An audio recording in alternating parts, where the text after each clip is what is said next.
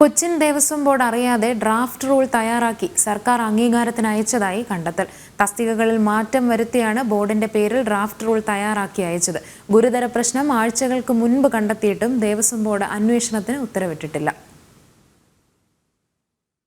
കൊച്ചിൻ ദേവസ്വം ബോർഡിലെ കമ്മീഷണർ മുതൽ തുടങ്ങുന്ന എസ്റ്റാബ്ലിഷ്മെന്റ് ജീവനക്കാരുടെ സേവന നിയമന ചട്ടങ്ങൾ വിവരിക്കുന്ന ഡ്രാഫ്റ്റ് റൂളാണ് ബോർഡ് അറിയാതെ സർക്കാർ അംഗീകാരത്തിനായി അയച്ചത്. ചില സംശയങ്ങൾ ചോദിച്ച് ദേവസ്വം വകുപ്പ് മടക്കി നൽകിയതിനെ തുടർന്നാണ് അയച്ചിരിക്കുന്ന ഡ്രാഫ്റ്റ് റൂൾ ബോർഡിൽ സമർപ്പിക്കുകയോ ബോർഡ് അംഗീകരിക്കുകയോ ചെയ്തിട്ടില്ലെന്ന് കണ്ടെത്തിയത്. തസ്തിക നിയമന ചട്ടങ്ങൾ ഡ്രാഫ്റ്റ് തയ്യാറാക്കി ബോർഡ് അംഗീകരിച്ചാൽ മാത്രമാണ് സർക്കാർ റവന്യൂ ദേവസ്വം വകുപ്പിനും കേരള ദേവസ്വം റിക്രൂട്ട്മെന്റ് ബോർഡിനും അയക്കുവാൻ സാധിക്കുക. സർക്കാരും റിക്രൂട്ട്മെന്റ് ബോർഡും അംഗീകരിച്ച് ഗസറ്റ് വിജ്ഞാപനം ചെയ്താൽ നിയമനച്ചട്ടം നിലവിൽ വരും. എന്നാൽ വി നന്ദകുമാർ പ്രസിഡന്റായിരിക്കെ കഴിഞ്ഞ ഫെബ്രുവരിയിലാണ് ഡ്രാഫ്റ്റ് റൂൾ തയ്യാറാക്കി അയച്ചിരിക്കുന്നത്. ദേവസ്വം പ്രസിഡന്റിന്റെ വ്യാജ ഒപ്പിട്ടാണ് ഡ്രാഫ്റ്റ് റൂൾ അയച്ചതെന്നും ആരോപണമുണ്ട്.